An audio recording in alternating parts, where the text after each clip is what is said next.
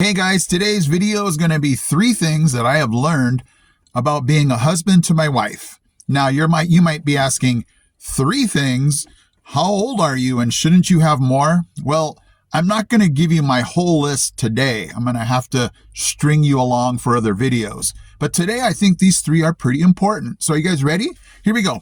Number 1, realize when it's the right time to tell your wife something important, asking her a serious question, or just something that you really need to know.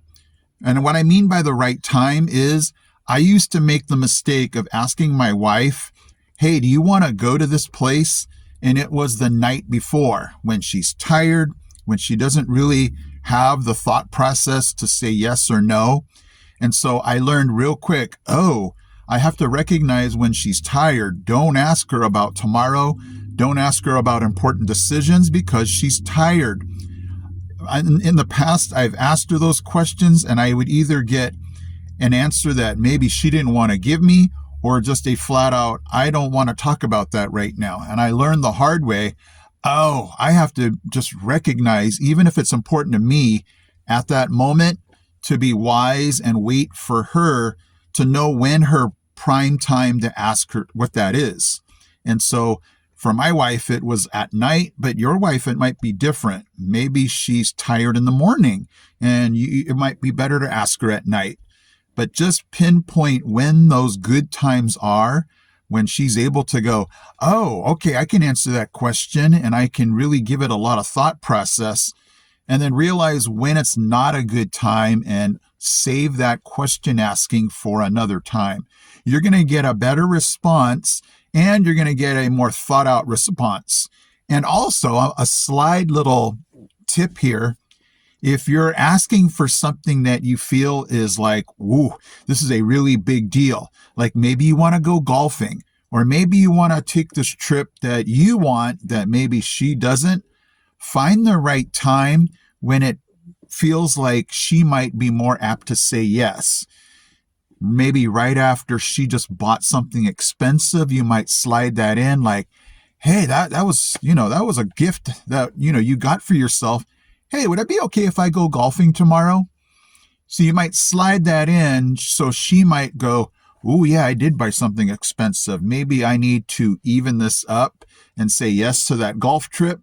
Just thinking out loud that you might think about those prime times instead of just asking when she might be able to go, well, we don't have the money for that, or this is a bad time. She might feel more apt to say yes if she realizes, I just bought something expensive, or I just took a trip. And then she might feel more apt to even it out and say yes to what you want. Number 2, don't say things that are going to worry her and get her to be on your case about things. For instance, just the other day, I was driving by a very dangerous part of my route to work. And I was about to say, that's a very dangerous spot, and tell her that. And then I thought, no, why would I do that for? Now she's just going to worry every time I leave for work. So be careful when you tell your wife something to think, hey, is that going to make her worry?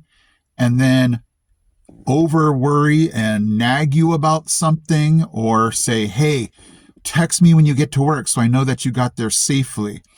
Just be wise what you tell your wife, because if you down the road get some kickback from that, you might go, maybe that's not something I should say out loud.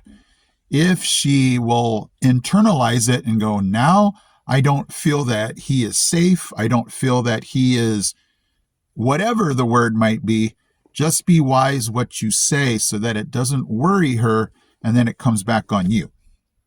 And number 3, and yes, there will be more in the next few weeks and months, but for today, there's just 3. The third thing would be realize that what you are doing, that you might go, I bought her something, I washed the dishes, I took out the trash, I got an oil change in her car, I filled up her gas. I'm being a loving husband. don't be mistaken that those are the things that she's looking for in her love language that says, he loves me.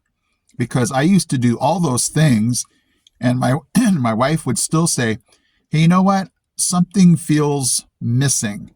And I would be like, but I've done all these things. I've named all these things that I've done. And she would say, well, that's great, but I need these other things. And she's talking about more emotional, physical things like a hug, a kiss, coming up behind her and giving her a back rub saying, you know what, you are so special to me. Little things like that, going along with all the other things, would be a perfect example of what they're looking for. Yes, the oil change means a lot to a wife, but also slipping a note in her lunch saying, I love you. You're the most important person to me. That would be 10 oil changes, if you know what I mean.